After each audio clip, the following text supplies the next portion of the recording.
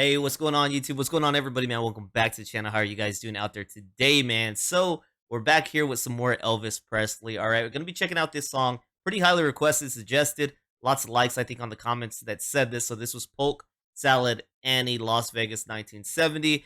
People said, yo, check it out. Elvis, really good on studio.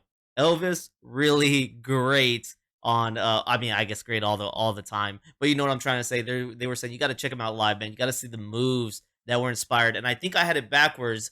I said Forrest Gump was inspired by Elvis in the movie, but it was backwards, right? I think Elvis picked up his moves from the way Forrest Gump was working in that movie. So it's been a long time. Seen that movie maybe 2, 3 times when I was like a kid, man. I was young when that movie came out, so I haven't seen it since. I should revisit that because even my wife, I played a Bob Dylan song for her. I think it was called Blowing in the Wind, and I think she was the one that stated to me like Jenny was singing that song in the movie. So I not a big movie buff, and I miss out on a lot of the things. I've reacted to songs that have been in Pulp Fiction.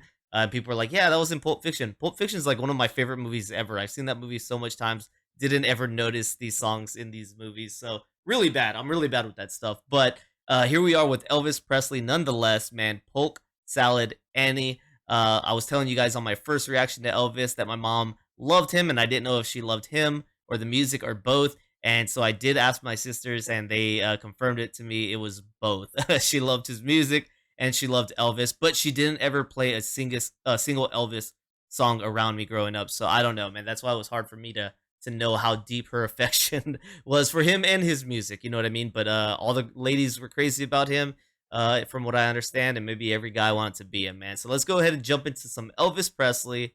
Polk, Salad, Annie. Man, that is a weird name. I'm really like, what does this mean? Let's go ahead and see, because these three words together, I can't imagine how he's going to fuse a story with it, but we're going to check it out. And this is Las Vegas 1970 live version. Let's go ahead and see what's happening here, guys.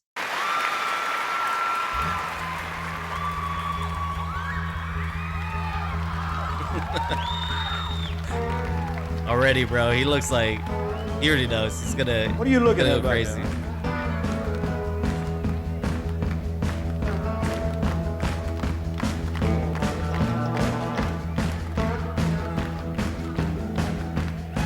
Some of y'all never been down south too much. I'm gonna tell you a little story so you'll understand what I'm talking about. The king, huh? Down there we have a plant that grows out in the woods and the fields. And it looks something like a turnip green. And everybody calls it poke salad.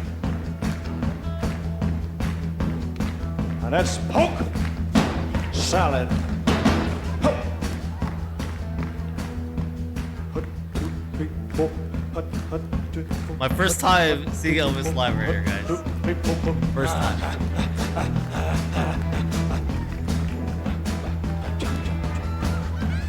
Anyway, I used to know a girl lived down there. She'd go out in the evenings and pick her a mess of it, carry it home and cook it for supper. That's about all they had to eat. But they did all right. Down in Louisiana, where the alligators grow so mean, there lived a girl that I swear to the world made the alligators look pink. Poke salad, Annie. You got your granny.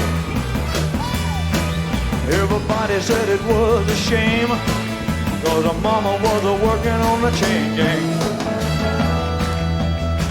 A mean, vicious, straight razor toting woman. Lord have mercy. Every day before supper time, she'd go down and buy the truck patch and pick her a mess of poke salad and carry it home in a toast sack. Poke salad, Annie. You got your granny. Everybody said it was a shame, cause her mama was working on the chain gang.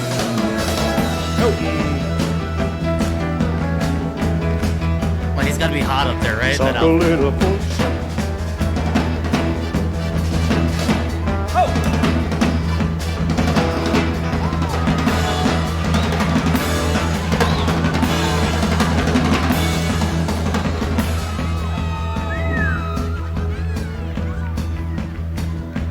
showman for sure. Her daddy was lazy and no count, claimed he had a bad back. All her brothers were fit for stealing watermelons out of my truck patch. Folks said it, Annie, you just got you ready. Everybody said it was a shame, cause her mama was working on the chain gang.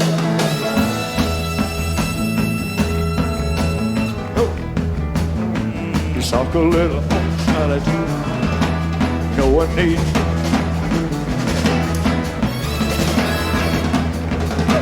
Sock a little salad.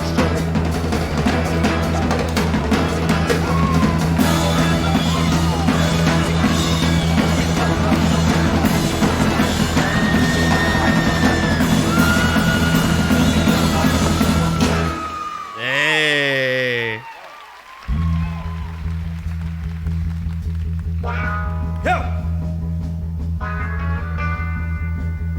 You're right.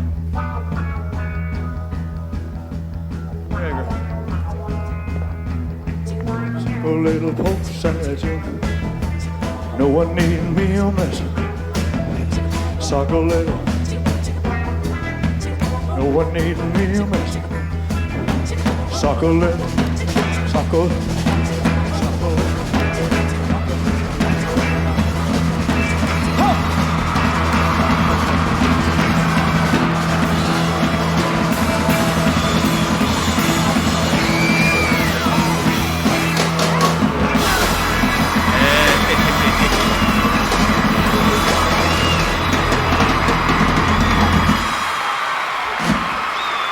Thank you. Man. A showman. Look at that place, man. It's classy and packed. With Elvis, so I believe somebody said he was in 4 movies before he even started his military service. So was he like already known a star, and then he's in the military and he's like this really well-known star already? That'd be crazy. I don't know how his whole life ended up working out, but I would try to dive into that a little bit. But right here, I'm just like, man, that's my first time watching Elvis, guys. My first time watching Elvis right here. Always known the name, always known the character. We had a guy here, Hispanic man, really well known because he would always dress in these sparkling outfits with his hair slicked back like Elvis, and he was like an Elvis impersonator. And people loved him. He was a local guy, passed away recently. So he was really well known, the Hispanic Elvis, right? I think that's what they called him. But Elvis Presley, so I've known of his character. I didn't ever know his music, and I didn't ever watch him. So I heard my first song through and through on the channel, and then now I've got to watch him on his performance here. One of hopefully many, man. Hopefully I can see all the different ways he rocked, because I know he was known for his stage presence, right, and his dance moves, and really became a symbol of, I guess, the rockabilly, the rock and roll type of lifestyle. So I hope to expand on that and really get some greater knowledge on it, man. But watching him here, I love showmen, dude. I love people that go up there on the stage and not only sing their songs, but perform their songs. You can't expect it from everybody. I've been at those concerts, definitely, where the people just kind of stand still, and you're there for the music, I guess. But when you have that stage presence, that energy, it pushes the threshold up to another level, man. It gets me so hyped. I actually get so hyped at concerts, guys. Like, you don't know, man. I'm that guy who's standing next to you that you wish would stop bobbing and singing and throwing his arms up in the air, and just, that's me, man. I get into the music, and it's so much better when you can tell the performers into their own music. So one of my favorite bands, Rage Against the Machine, man. If you guys haven't ever watched their videos, Zach De La Rocha, he goes crazy, man. He goes crazy on the stage. I'm talking about jumping around, running around, full out character, and it's got to be hard to maintain that energy. But these performers right here, man, they do it. And Elvis already off this video strikes me as that kind of guy that he's giving 120%.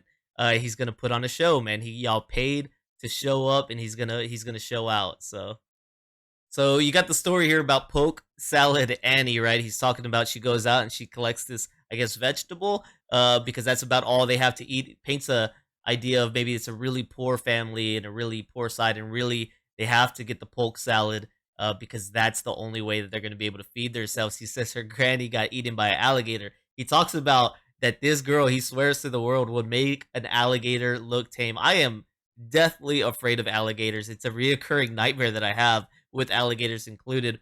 A big reason I want to hopefully stay away from anywhere where there's alligators, although they're kind of migrating to my area. I don't know, migrating, maybe being let loose, and it's scary because they're getting found here now. I'm like, oh my god, dude, my dream's gonna become my reality. My nightmare's gonna become my reality. I'm gonna be clenched in the teeth of an alligator. Surely hope not, man. But her granny got eaten up by an alligator. It sounds like he says everybody said it was a shame, man, because her mama was working on the chain gang, a mean, vicious woman. So are these some like tough women? Man, they would tear you to pieces with their words and with their actions if need be. That's what I'm getting here from this family. A generation of hard, strong back women, man, that you don't mess around with.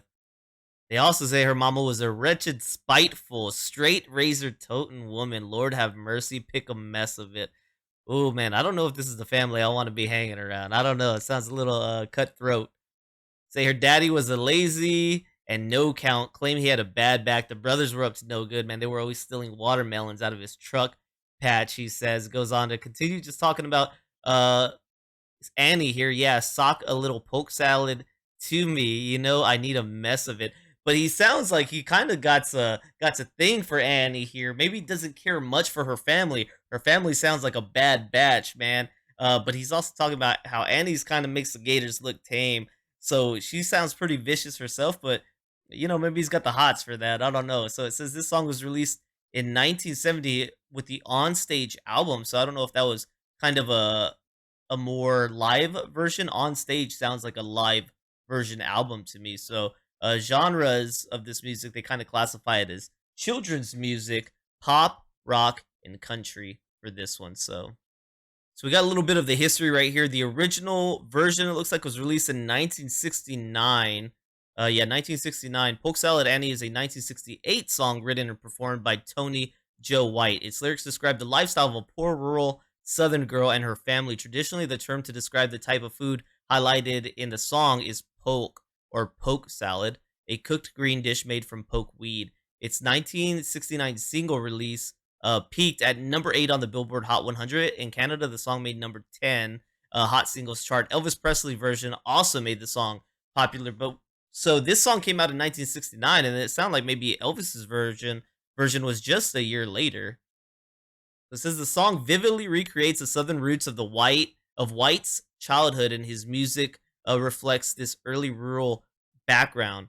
As a child, he listened not only to local blues men and country singers, but also to Cajun music of Louisiana, the hybrid of traditional music styles introduced by French settlers and the turn of the century. Dude, that is such an amazing pocket of music right there. You got blues, you got country, and Cajun. Man, you mix that together. That is a beautiful, beautiful sound right there, guys. Man, those roots combined, amazing. I love that. And the genre swamp rock. Speaking of swamp rock, need to get back to CCR. But CCR, I know they're from California, but man, they probably have some of the best swamp rock I've heard ever to this point on this channel, man. So I like that sound. It's so meaty, man. So meaty in music. So right here in a 2014 interview, White explained his thoughts behind writing it. He said he heard Ode to Billy Joe on the radio and thought, man, how real, because I am Billy Joe. I know that life. I've been in the cotton fields. So I thought if I ever tried to write, I'm going to write about something I know about. At that time, I was doing a lot of Elvis and John Lee Hooker on stage. Wait, at that time, I was doing a lot of Elvis and John Lee Hooker on stage with my drummer. No original songs, and I hadn't really thought about it. But after I heard Bobby Gentry, I sat down and thought, well, I know about Polk because I had ate a bunch of it, and I knew about Rainy Nights because I spent a lot of rainy nights in Marietta, Georgia. So I was real lucky with my first tries to write something that was not only real and hit pretty close to the bone, but lasted that long. So it was kind of a guide for me then on through life to always try to write what I know about. And that is so special. I've talked about that before. I love people's when they write their own lyrics because they usually hit closer to home, right? Even if you're not writing, you're trying to write about somebody else's experience. Your subconscious is at work and it's putting a lot of your own thoughts, your own experiences into your pen, your pencil, and it's writing straight from your own creation. I love that. Now, they're beautiful songs made from other people, but I like how he explains it here, Mr. Tony White, on writing his music and how he wants to keep it a little closer to home. And I think that's a wonderful, that's a really cool thing. And it sounds like Elvis was already kicking, and he was a fan of Elvis. It sounds like doing Elvis covers. Then he wrote this song, and then what? Elvis covered his song, man. What an honor! What a serious honor right there, man. That is so cool. All right, well, guys, thank you so much for tuning in here today. Hopefully, you enjoyed rocking right here with me and Elvis, and even learning a little bit about the backstory here of Polk Salad. And I didn't know where we were going with that, but now I learned something, man. Polk Salad was a green, and he was a mean fighting machine, man. And to me, it still sounds like the man had the hots for Annie. Okay, the family was a mess, but Annie, hey, maybe he could have saved her soul. So that's what I got from it, man. Thank you guys for tuning in. Hopefully you enjoyed. If you did, please don't forget to like, subscribe, check out the descriptions right here on the video, man. It tells you how you can become a member on my YouTube, my Patreon, or even donation requests, man. Thank you so much for tuning in. Hopefully you guys enjoyed. I'll catch you on the next one. All right, peace.